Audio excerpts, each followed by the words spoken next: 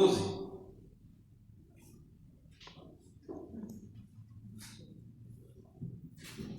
Quando comecei a estudar a possibilidade de conversarmos sobre Romanos, isso ainda foi antes das minhas férias. Então, a gente não tem bola de cristal para ver o que vai acontecer lá na frente, né? Mas como eu digo por mim, eu espero que por vocês também. Quando vai se avançando os capítulos de Romanos, quanto mais eu particularmente me identifico com algumas situações que o texto apresenta. Como é tão oportuno, né? Como presente é algumas situações que a gente tem enfrentado ao longo da caminhada, né? Romanos 12, os primeiros versos, a minha tradução, né, diz assim: rogo-vos, pois, irmãos, pela compaixão de Deus, que apresenteis o vosso corpo em sacrifício vivo, santo e agradável a Deus, que é o vosso culto racional. Não vos conformeis com este mundo. Em algumas traduções, algumas versões, fala para não vos conformeis com este século, mas transformai-vos pela renovação do vosso entendimento, para que experimenteis qualquer que seja a boa, agradável e perfeita vontade de Deus. Amém? Amém. Com a sua Bíblia aberta, você pode estar continuando a mensagem dessa manhã. Amém? É interessante, irmãos, irmãs, em relação a essa parte do capítulo de número 12, onde ele já inicia logo no texto que nós devemos apresentar o nosso corpo em sacrifício vivo a Deus, santo e agradável a Deus. Porque tudo o que nós fizermos tem que ser feito para Deus. Nós não devemos fazer nada em nenhuma situação se não for para o nosso Deus. Amém. E aí você começa a refletir sobre coisas, inclusive, que não são associadas aqui à casa de Deus. Então, você vai apertar um parafuso, você vai apertar um parafuso para Deus, é o seu corpo. Tudo que você for fazer é entender que você está fazendo para Deus. Talvez a grande percepção que Paulo teve é que quando as pessoas iam no culto, aí é tudo para Deus. Aí eu vou cantar, aí eu vou levantar a mão, eu vou cantar, eu vou pegar o instrumento, eu vou tocar para Deus. Mas quando saía, meu amigo, era cada situação pior que a outra. E talvez o texto, ele não revela isso para não envergonhar o povo. Mas ao ter contato com a palavra de Deus, você vai entendendo aonde Paulo está querendo chegar. Então, tudo o que você apresenta com o seu corpo, com a sua vida, aonde você está, aonde você coloca a planta dos seus pés, onde você está convivendo diariamente, tem que ser um local que é realizado para Deus, o que você faz, e não só na igreja. Amém? Amém. Glória a Deus. Aqui na igreja é importante vir, é importante servir, é importante cantar, é importante pregar. Mas fora da igreja é tão importante quanto nos relacionarmos com as pessoas e sermos um instrumento vivo, santo e agradável a Deus. Uma vez um pastor fez uma ilustração, dizendo assim, que quando a pessoa vai fazer coisa errada, ela fica olhando ao redor para ver se não tem ninguém conhecido, O certo é olhar para cima, Deus está vendo. Deus está vendo. Deus conhece todas as coisas. Então, a palavra de Deus é que o seu corpo tem que ser feito tudo, então, sacrifício vivo, santo e agradável a Deus. Amém? E nessa maneira, e nessa proporção, o nosso culto é um culto racional. A interpretação desse texto talvez nos dá a pensar que o culto racional é aquela coisa, que a gente faz a liturgia, aí fica de pé, aí depois senta, aí depois fica em pé de novo. Não! O culto racional é você ter a consciência de que tudo que você faz na vida é para Deus. Amém. Amém. E não só levantar, sentar, fecha o olho, agora abre, agora canta, agora bate palma, agora senta. Isso não é o culto racional. Desculpa se eu estou te desapontando com essa informação, porque isso é muitas das vezes o que a gente acha. Mas o culto racional é aquele que antes, é aquele que nós cultuamos a Deus de todo o nosso coração, com todo o nosso entendimento, em todos os locais onde nós colocamos a planta dos nossos pés, inclusive quando não é culto. Mas você é um membro pertencente ao corpo de Deus. Você não é apenas corpo quando você está aqui presente na casa de Deus.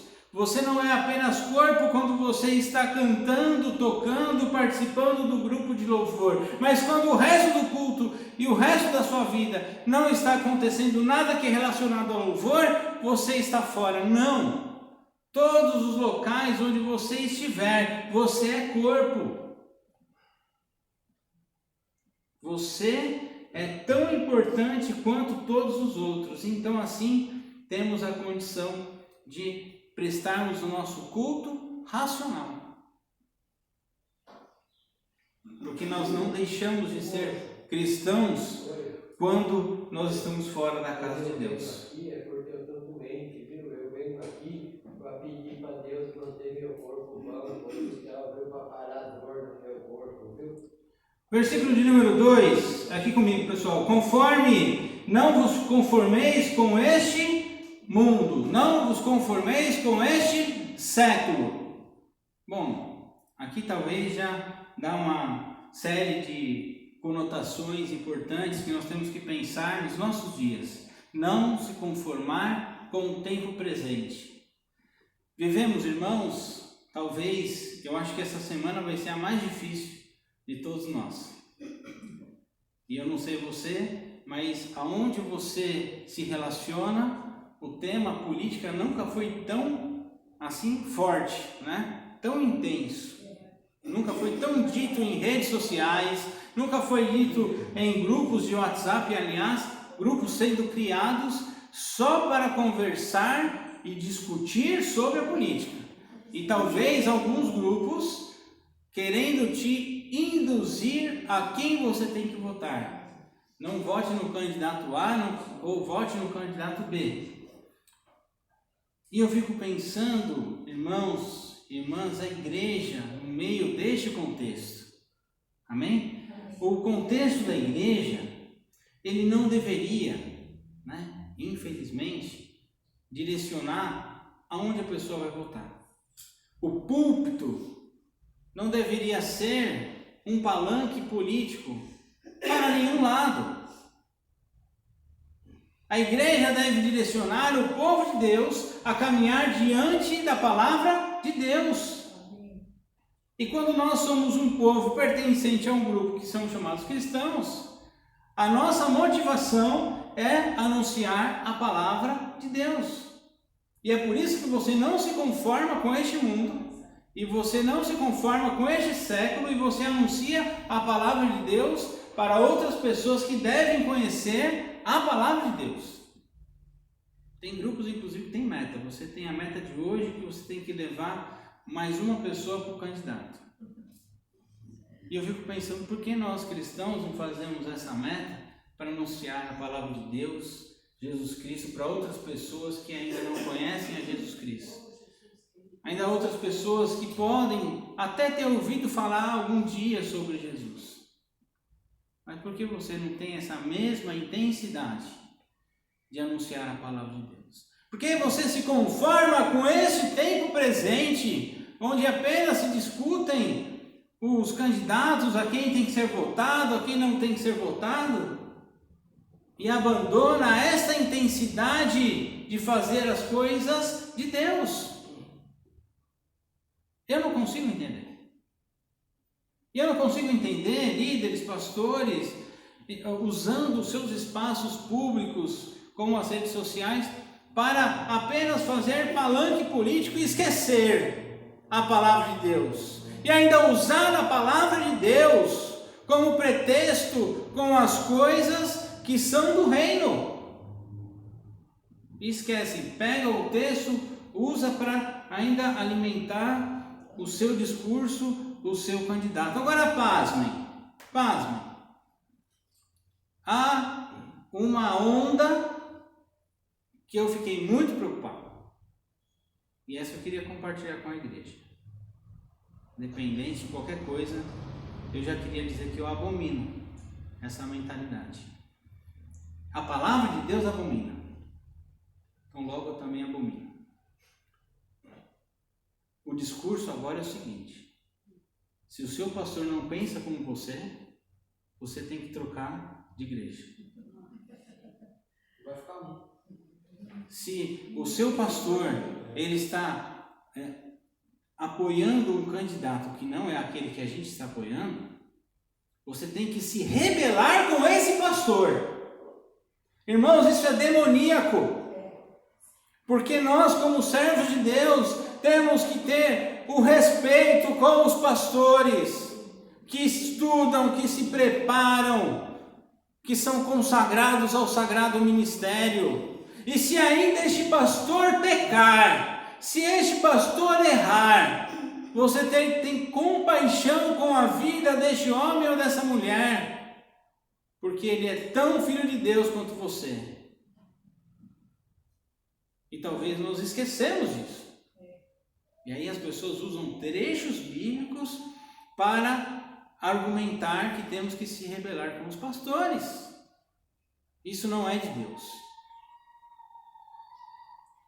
Você pode ter a sua preferência de um candidato, mas jamais você vai se rebelar contra a sua igreja, contra o seu pastor, porque aquele que se rebelou contra Deus foi o inimigo, foi o Satanás. E sabe de uma coisa? Ele usava textos bíblicos para tentar Jesus Cristo. Então, irmãos, irmãs, você não deve, de forma nenhuma, estar submisso, a este século. Você tem que ser luz para iluminar o caminho das pessoas deste século, deste tempo presente. Você tem que ser o sal. E o sal, como nós falamos no ano passado, ele dá sede. As pessoas têm que ter sede do Evangelho, porque estão em contato com este Evangelho que é salgado e que dá sede na gente. Amém? Amém. Amém. A palavra de Deus, ela continua ainda dizendo que nós, então, não devemos nos conformar com este mundo, mas antes devemos o transformar pela sua palavra. A palavra nos diz que nós devemos amar uns aos outros e não nos rebelar uns com os outros. Devemos amar, devemos perdoar. E ainda que você possa pensar diferente de mim, vai votar no candidato A, B, ou não vai votar em candidato nenhum, nós devemos nos amar independentemente de escolhas políticas. Porque a nossa finalidade e fim é anunciar a palavra de Deus, de um Cristo que é redentor, que é um Cristo que é salvador, que é um Cristo que é amor incondicional. E nós devemos amar ao próximo como amamos a Cristo. E não tem como amar a Cristo se não amamos ao próximo. Não tem como amar ao próximo se nós não amamos a Cristo. É uma condicional. Uma questão depende da outra. Então não tem como, não, eu estou amando a Deus, e porque eu sou muito fiel a Deus, eu estou me rebelando com o meu pastor. Isso não existe. Isso não tem lógica bíblica nenhuma. Acho que eu agora fui claro assim, né? Amém. Eu fiquei muito incomodado, pessoal, e eu acho que isso, biblicamente falando, não condiz. Então nós temos que, sim, não nos conformar com este mundo, mas nós devemos transformar este mundo através da palavra de Deus, pela renovação do nosso entendimento, e também levando a palavra para essas outras pessoas, que a vontade de Deus ela é boa, a vontade de Deus ela é perfeita, e a vontade de Deus ela é agradável. E nós temos que crer nisso. Amém? Amém. Em seguida, o texto começa a falar da importância do corpo. E olha só, como eu disse no começo da minha fala, como nós somos importantes aqui na casa de Deus, mas somos também importantes lá fora. Porque lá fora nós somos membros integrantes do corpo de Cristo. E lá fora nós temos que sim anunciar, sim pregar, sim dizer a sua opinião a partir da palavra de Deus. O que é importante é a palavra de Deus. Se não for da palavra de Deus, você não tem que dar a devida importância. E as pessoas têm que te reconhecer por ser um membro integrante do corpo de Cristo. E não aqui na igreja. Quando as pessoas me viram tocando bateria hoje, estranharam, né? Porque o Rafael, que normalmente toca, não tocou. Deve ficar olhando, né? O que está acontecendo? Só que o Rafael, ele não é apenas, desculpa usar o exemplo, né? Mas não é apenas o tocador de bateria aqui na igreja. Assim como a Giovana não é tocador de guitarra apenas aqui na igreja. Ela é corpo. Ela é membro integrante do corpo de Cristo. Cada um de nós somos membros integrantes do corpo de Cristo. Lá fora também. E essa perspectiva da unidade, ela tem que estar presente no meio de nós, aonde nós estivermos. E sim, você pode discordar do pensamento político do irmãozinho do lado.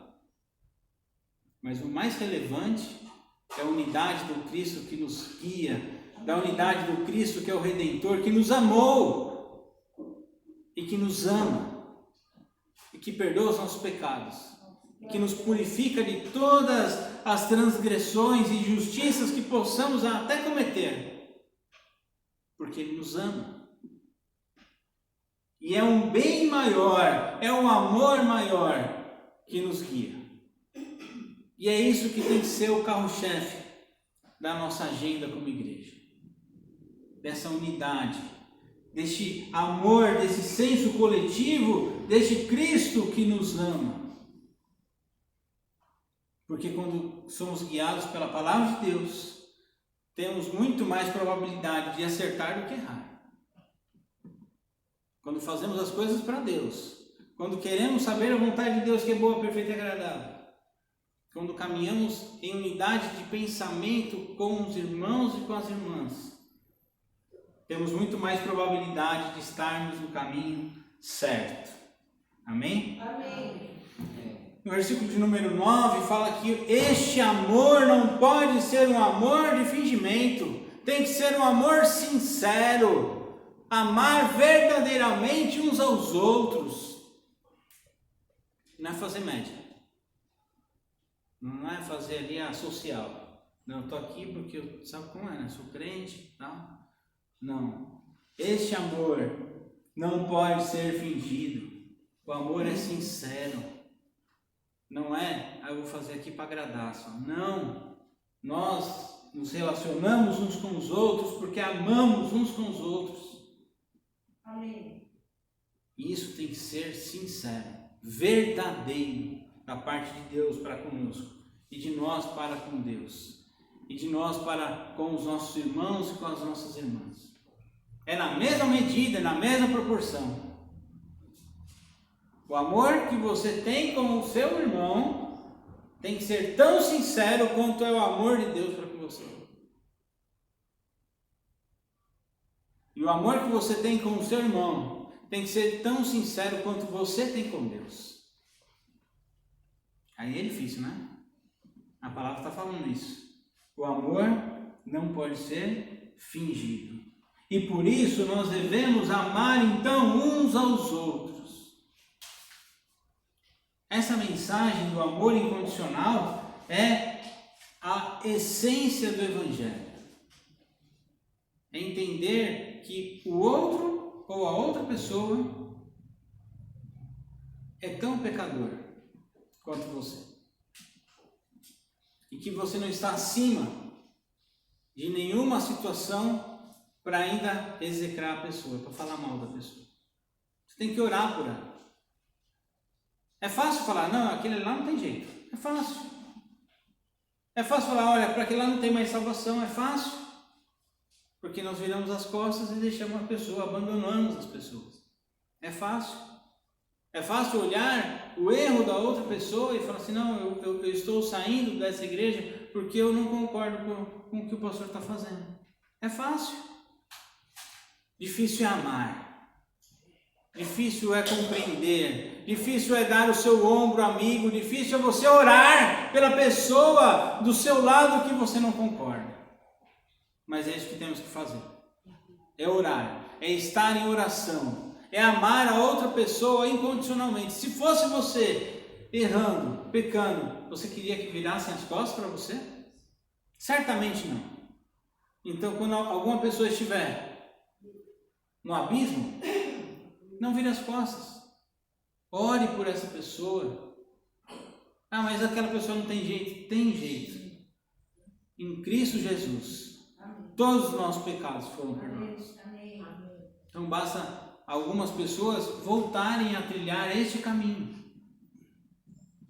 E talvez precisam da sua ajuda. É fácil dizer não. É fácil virar as costas.